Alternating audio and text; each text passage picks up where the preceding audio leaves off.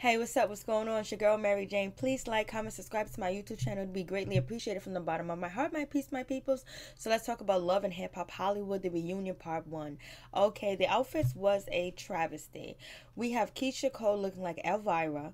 We have Boobie looking like he was Beetlejuice when he took off his jacket. He also looked like he was going to the disco. Zell swag like he was going to the disco as well with his shirt. It almost looked like it could have been Versace, but it was a Versace not. And then, Safari, he looked nice. He looked like a man. He looked decent. He looked well put together. He looks like he has a stylist. Then we have Alexis, guys. She has dyed her hair with Kool-Aid. She put on a Kool-Aid wig. She had feathers around her wrists. And, she looked like a big bird. She looked like a chicken head, a chicken, a rooster. It was just horrific. And then we have Mr. Ray. He looked like he was going to the disco, his disco jacket, like he was going to a costume party. We have Moniece. She looked like she wanted to be a fairy. She was in a fairy tale. I guess this relationship with her and AD is a fairy tale. And that's the look that she was going for. I believe her makeup looked nice. Her hair looked like it was kind of done and kind of not.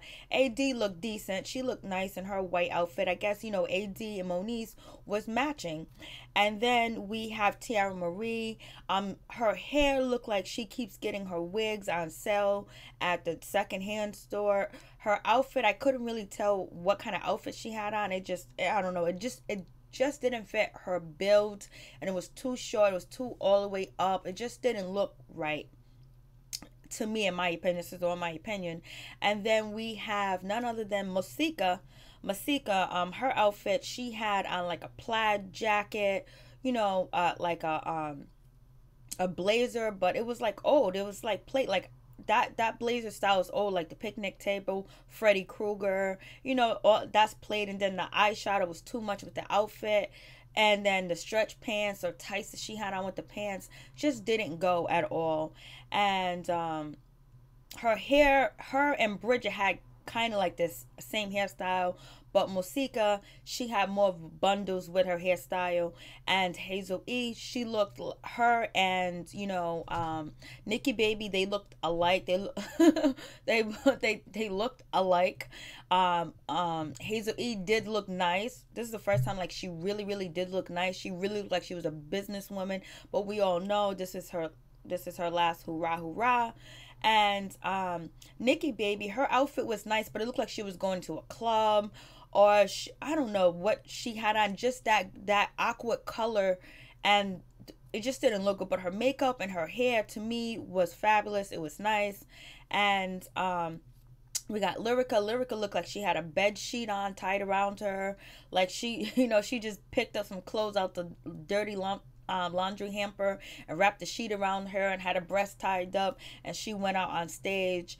And A1 looked like he was doing some creative artwork with his jacket. He got a glue gun and he put the pearls on or the rhinestones on to make it look nice. But the jacket I didn't like the jacket. If he would have had a better shirt underneath, or a shirt underneath, it would have looked nice. And I did like A1 shoes. His shoes did look nice as well. I did like A1 sunglasses. I like the way he had his dreads tied up. His sneakers was cool. And we get to Fizz. Fizz looked like he was going for a walk in the park, or he was getting ready to get his swag on at happy hour.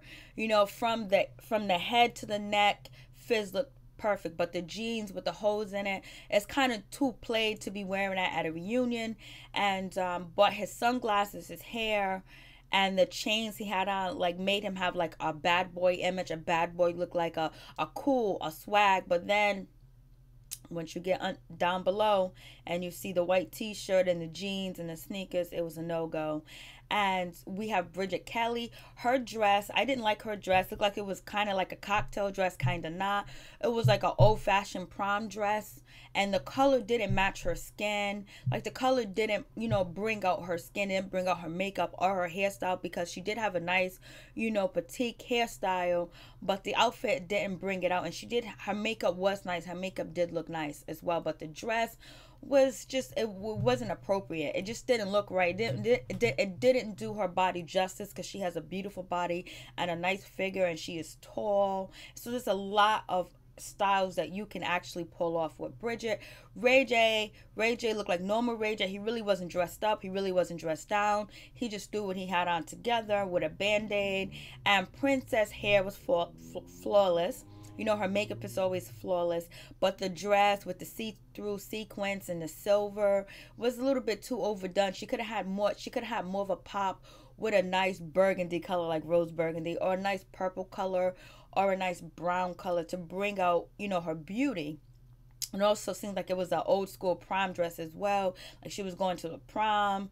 And who else?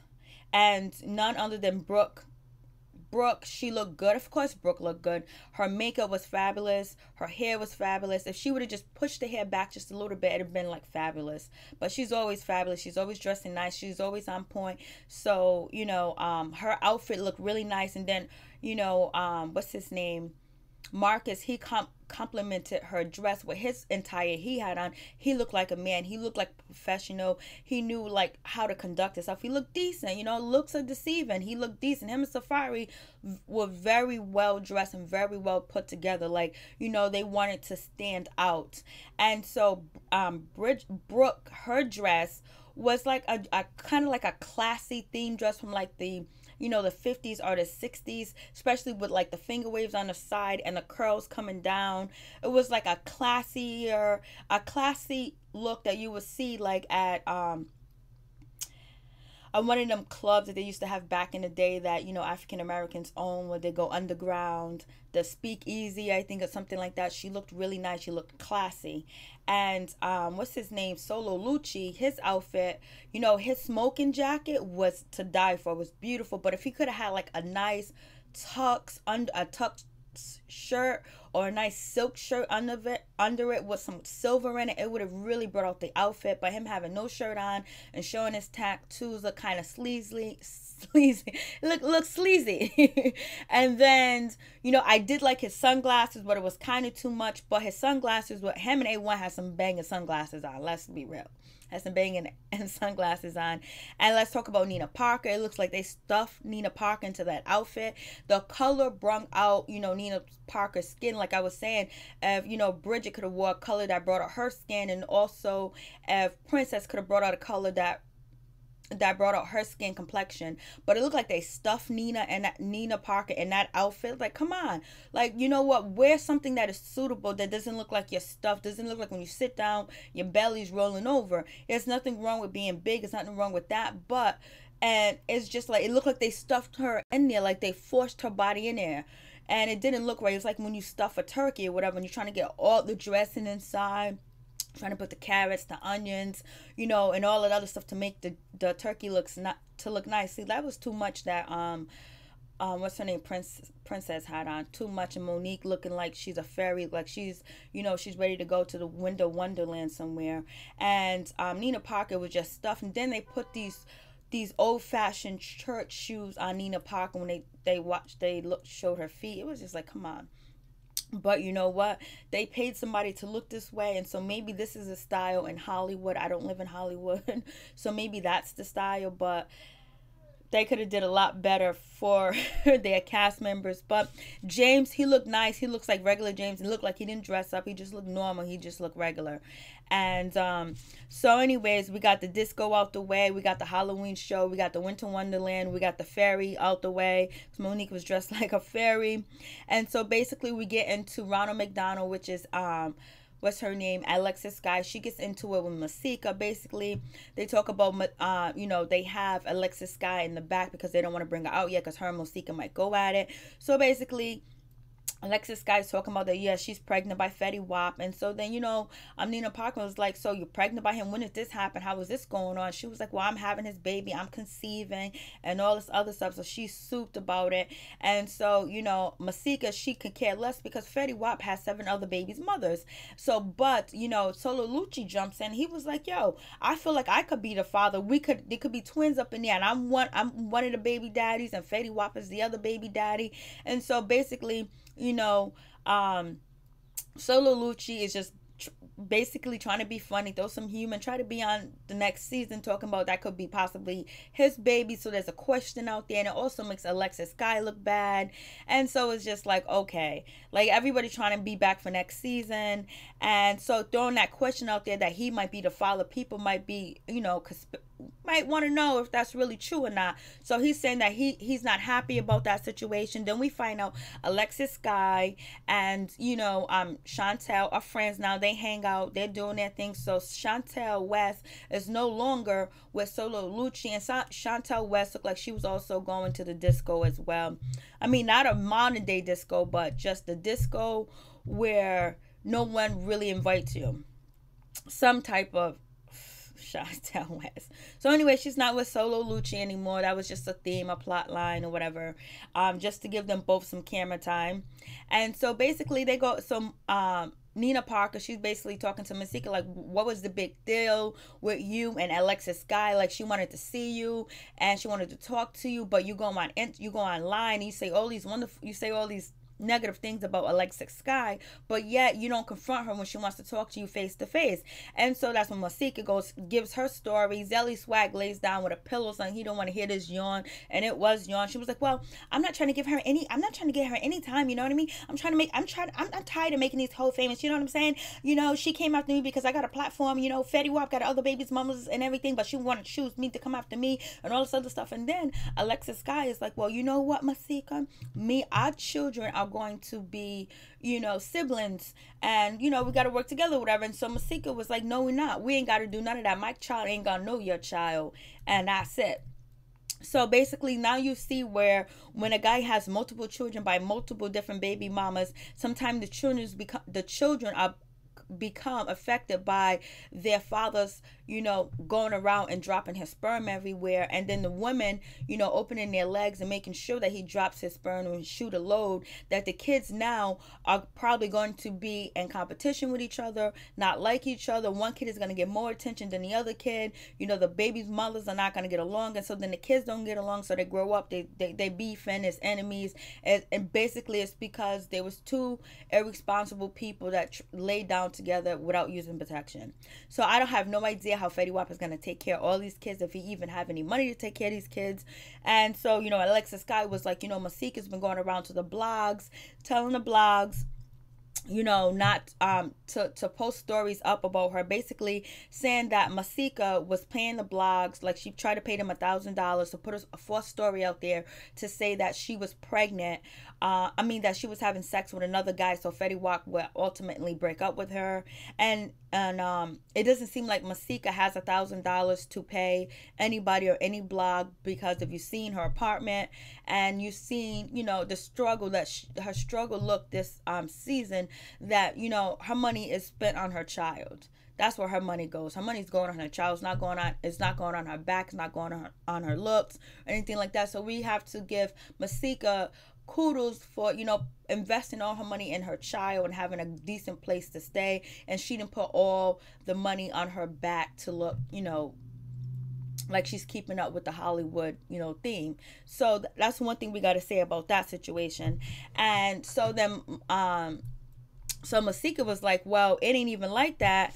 And Masika is like, I would never do that. Why would I want to do that? And anyways, she so-called was dating Fetty while Fetty Wap had 7 other babies' mother. And she was in some imaginary relationship with Fetty Wap, though we don't even know if she was really in a relationship. And so that's when Alexis got, what are you talking about? I wasn't in no imaginary relationship. I was with Fetty Wap. So it seems like Masika and Alexis Sky kept each other relevant. And this season, and then also Zell kept Masika irrelevant as well. And Masika running and trying to avoid these people kept her relevant, because she really didn't have anything going on but Zell and, Mr. Ray and her beef, and then running from Alexis Sky and not wanting to talk to her because she don't want to give her any shine. I say talk to the girl. If she's chasing you down like that, okay, you talk to me. Let's talk right now, Alexis Sky. What you got to say? You're going to tell me that I was cheating on, I was dipping in Fetty's Wap bed while he was with you. Okay, yeah, I did it, and I got pregnant. So what you want? Now, after you do that, where else is she gonna go from there? She's not gonna hit you. She's not gonna fight you, because she's not that type of female. So I would have just been like, hey, come here. Instead of you using this whole season to chase me around, yes, I slept with him. I got pregnant. Yes, you was in the picture. I did it. So where do we go from here? That's it. And then boom, her storyline would have been dead. But you kept Alexis Sky's storyline going because you knew it was going to keep your storyline going. So we get that situation out the way. And then we start to talk about then we get AD and we get Moniece. And basically Tiffany comes on stage. Tiffany, her dress was terrible as well. It looked like she had another sheet. She had a sheet wrapped around her. But basically she kind of looked like Keisha Cole in the face, or was it me? So anyways, her and AD go back and forth. AD said that they had sex when they was kids, like 17 years old. It didn't work out. It wasn't a good thing. And Tiffany says she likes penis, and that's that. But her and AD became friends and all this other stuff. Tiffany says it's because AD was coming back telling her all types of information about their relationship, which we believe, which we know, because she had intimate details about things that were going on in their situation. And so Tiffany is not the type of friend that you can tell things to and think that when your girlfriend comes around that she's going to keep her mouth closed. She's not going to be two-faced. She's going to run her mouth. She's going to be like, yo, you doing my friend like this, I'm going to talk. So them type of friends, you don't tell them your personal business because they are going to confront that person. And Tiffany should learn to just be supportive on the back end and not on the front end and yelling at the spouse or the partner. So Tiffany has not put that together, and AD hasn't put together keeping her mouth closed. Like, she could have ran to somebody else to talk about support, get support from. Then AD talks about, I never told you anything. Why would I tell you my business when you have 5 failed relationships? How many failed relationships do you have, AD? Come on, you already broke up with Moniece twice already, less than an effing year. So then AD talks about, you got 5 dudes tattooed on you, so I wouldn't come to you for any more support, or I wouldn't vent to you because you don't know nothing. Well, evidently you don't know nothing either, because you're in and out of the relationship with Moniece, and then on top of that, you running personal business there. When Tiffany brings up the personal business in front of Moniece, Moniece knows that you spilled the beans. So whatever. So anyways, Tiffany wants to run up on AD when she sees her. Their friendship's over. And so Nina Parker was like, okay, so you're good. And she was like, yeah. And so then, Tiffany goes, well, are you sure you're ready to deal with Moniece and all her court cases and all her lawsuits? Just basically throwing her under the bus. AD says, see, this is why I can't mess with you. See, this is why I can't roll with you. And she was like, oh, applause, you're going to be on season 5. Well, maybe she should be. It'll make your story interesting or whatever. I don't know if she should be on season 5. Maybe you guys can co-parent. All these guys can co-parent together. And Fizz is like he's like so happy that he doesn't have to deal with Moniece's drama and people coming after Moniece. Let AD deal with it. Let other people deal with it, because he don't want to fight her battles no more, because he has been fighting her battles for a long time. And a lot of people call Moniece out I believe it was last season, about Moniece being an unfit mother. Even Fizz mentioned it twice this season that Moniece is an unfit mother, and or she's letting her relationships get entangled with her parenting skills. And but no one called her out of not being a good mother this season, this reunion. But last reunion, you had a bunch of real mothers on this show. It was like, nah, the way that she handles her business, the way that she act, she's not cool. But Fizz is saying it too, and he's the baby's father, and he's around. So your guess is as good as mine. And so that situation is smashed. And then we get Bridget Kelly, and we get James. And so basically, James is done with Bridget Kelly. Bridget Kelly is done with James. Bridget Kelly was like, I wish you didn't leave me on this long, that you never forgave me. And she was like, cheating is cheating. Why is there a double standard? When guys cheat, it's cool. You know what? It's not cool when anybody cheats, especially if I'm in a relationship with you and you cheat. Yo, it's, I gotta do my thing. Like, if I know I can't forgive you, I'm not gonna be with you. I'm not gonna lead you along. But some people do that because they don't want to let go. And evidently, he didn't want to let go right away. And evidently, Brooke didn't want to let go. Bridget didn't want to let go. She wanted to try to make this relationship happen. But what's his name? Marcus was not Marcus, but James was shading Bridget, calling her auntie music, saying she went from Auntie music to Peace So Good, it looked bad. Like, so she was screaming and singing sad broken heart music and this good girl image, which was fake and not true. So now she's singing this Your Vagina So Good music, but she ain't really like that, so she's fake all the way. So she's fake all the way around. Be real, be yourself. So basically he's just throwing shots at her. And so, Bridget is like, well, I wasn't being fake. I wanted to try something new with Ray J, and I trust Ray J because he actually has a career and he actually did stuff. But she didn't like the macchiati, the band type of suit, and she did enjoy the money, shoot the money out of her vagina and whatever. And she was like, I cheating is cheating, no matter how many times I cheated. And everybody started to co-sign. Well, it was multiple times. Solo Lucci jumps in, Ray J jumps in, A1 jumps in, Marcus jumping, like multiple times. How many times? It was multiple times. And so Nina Parker asks, James, how many times was it? Multiple times. And so Bridget is like, it doesn't matter how many times it was cheating. It was like, yeah. And she was like, and he was like, I couldn't move on because you wasn't changing. She was like, yes, I did change. I changed for a whole year. I was good for a whole year is a long time to not cheat and to be good. And so then Solo Lucci jumps in and was like, what are you talking about? You've been together for 7 years. And you only been faithful for 1 year. It doesn't add up. It doesn't make sense. It doesn't. But if you cheated on this person the whole time you was together, and they've been faithful for a whole year to you, that means they're putting in work. They're putting in some effort. Not something that I would do unless I didn't care about the person. So basically, that chapter is done and over with. They didn't talk about Bridget and her relationship with Boobie yet. And so we got Keisha Cole and Boobie. Keisha Cole look Elvira. She had the dark look going on. She's supposed to be performing at the end of the reunion. So, Keisha Cole and Boobie, they're done. It's over with. Brooke jumps in and is talking about, Boobie's not happy with the situation. He's not happy being single. He likes to be married. He likes to be with a woman. He likes to have that family lifestyle. He's an old Southern type of man. I have not seen that behavior. All I see is Boobie looking out his tongue, trying to lick somebody between their legs all the time and chasing the cat. Boobie chased the cat.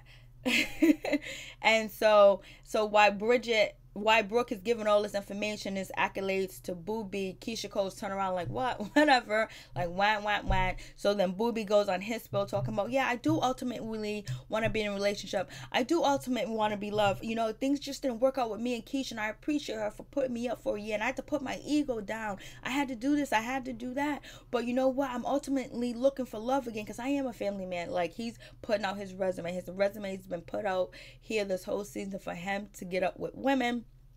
Keisha Cole was like, whatever, we had a good place, it's over and it's done with. And so, Nina Parker, she asked Brooke, has Boobie ever told you anything about Keisha? Have he told you about their relationship and their marriage? She was like, no, we ain't never talking. And you guys ain't real friends then, because the first thing a man does would tell you about his wife. First thing he would talk to you about the situation, especially if you guys were friends from high school to now, and he's having these situations with Keisha Cole, and he's cheating, all this stuff. He didn't tell you unless he wanted to protect you, to have you still believe that he's a faithful guy and he's not going to cheat. So that situation's over. They didn't talk about Marcus yet and Brooke, but it seems like Brooke and Marcus are together. They to me, they were the best dressed couple. So the award goes to best dressed couple, goes to Brooke and Marcus. The best dressed guy, we're going to say it was Safari, and the overall best look of the female, from the hair, makeup, and the clothing, the style, it's gonna have to go to Brooke, in my opinion. So moving on from that, and Alexis Sky is the worst dress, the worst hair, the worst outfit, just the worst dress. And the next worst dress goes for the guys is between Solo Lucci and Fizz, and we can even throw Ray J in there too as well. But Marcus got some swag to him. You could see why Brooke wants him, but let's see if he's going to actually be faithful to her.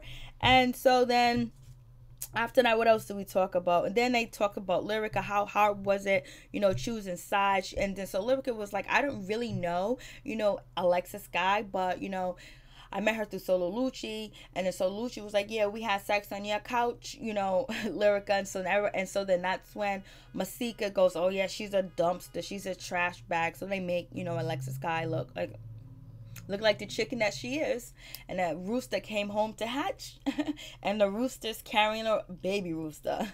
So they get to that. So they throw her under the bus and make her look bad. Lyrica said it was a difficult situation because she did like Alexis Sky, but you know, then it made her defending Alexis Sky ultimately messed up her relationship with Masika and Moniece. And so, you know, and she regretted and all this other stuff. And then they also was like, Lyrica talks about, you know, I told, you know, Hazel-E about the bet, about the sperm bet or whatever. And so then Ray J was like, you always running your mouth. And A1 was like, yeah, you always telling. So Lucia's like, yeah, she's always telling. It was like, Lyrica tells everything to Chantel West jumps in. It was like, because she's a good friend, she's an honest person. So they're all getting on Lyrica for telling and snitching and things like that, but not in a derogatory way, not in a negative way, but just in a funny way. Like, damn, Lyrica, you always spilling the beans. And so Lyrica was like, ah. And so then Ray J talks about the situation working with, you know, Hazel-E, that it was just a bet, and you know, but we got the work done and she proved herself, and Hollywood is all about proving yourself. And then you have, you know, what's his name, Safari talks about Hollywood is a very mean place. And so basically now Ray has the highest sperm count. I know his sperm count is higher than Safari's, but I don't think it's higher than A1 yet. So Ray J stopped smoking cigarettes and drinking, but he still smoked bud, allegedly. And so he's working on getting himself together to have a baby with Princess. And then, you know, Nina Parker said, why did you bring that white baby to why did you bring that white baby? Why'd you bring that white baby to Princess? He was like, oh, that's my manager's baby. You know what I mean? It was hard to do that. It was hard getting the child out the car seat and all. It was difficult. I paid the valet $100 to do it. I know that valet guy was happy. And so, and then also, you know, and Nina Parker was sly too, and she said to Ray J, Mr. Sexy Can I couldn't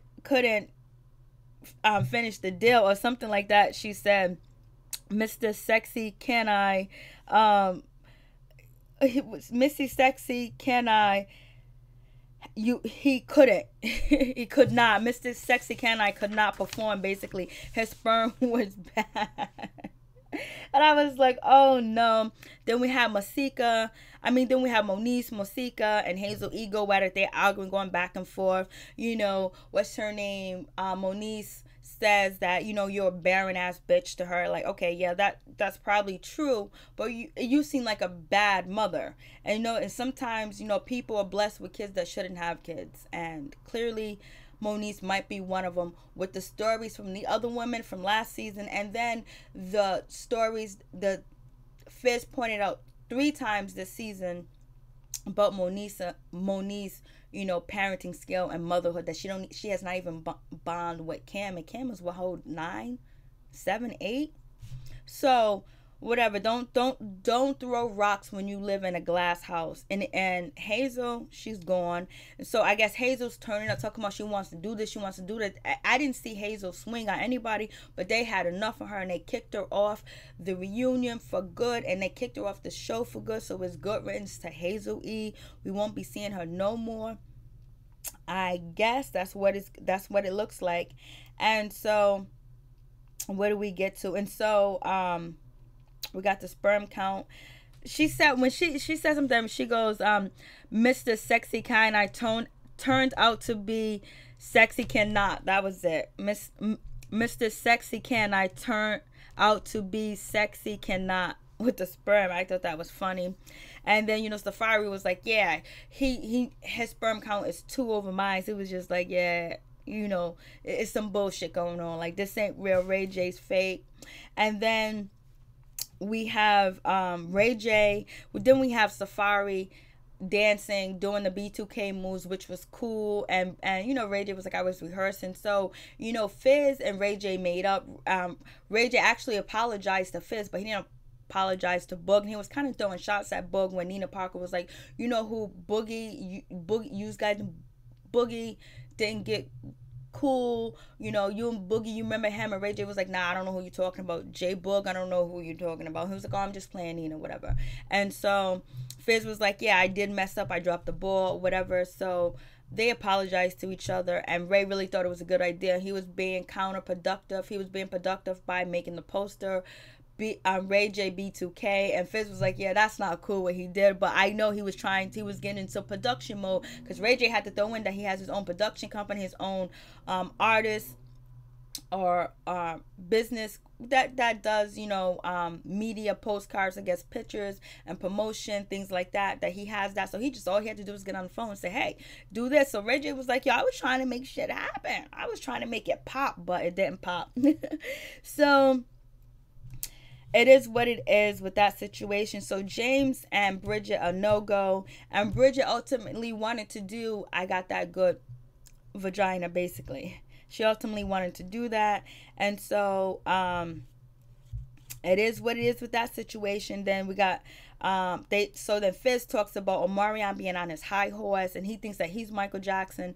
So Fizz took that shot that J Boog called Ray J a fake Michael Jackson, and then actually called Omarion a fake Michael Jackson. A1 said, yeah, they're not gonna make any music together because Omarion is on his solo thing, his solo adventure, that he don't want to, you know, work with his brothers anymore, and he thinks he's bigger than the group or whatever, and he's not. He don't got hits like that. Ray J said the same thing. Then Ray J is also saying, like, I didn't like when J Boog was trying to compare my career to his career when it was 4 members or 3 members of a group. It was a group, and I'm a single person doing music. So basically, you know, Ray J talks about Omarion. Then at the end, he's like, Omarion thinks he's too big for his britches. You know, his ego's in the way. So then at the end, you know, Ray J said much love to Omarion, J Boog, and Fizz. They gave each other daps because Fizz and Ray J are really friends. Because I told you they did a song in 2007 together called Bed, B-E-D-S, Beds.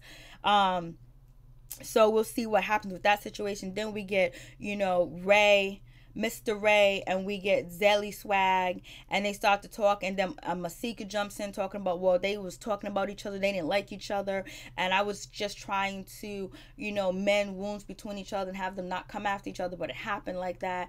And so the Masika said, one day I went to bed, I woke up, Zell was my enemy. Zell was like, well, you was running around town with this dude, and he was disrespecting me doing that, and he was like, now I teamed up with Alexis, and she's my dog, and it is what it is with that situation.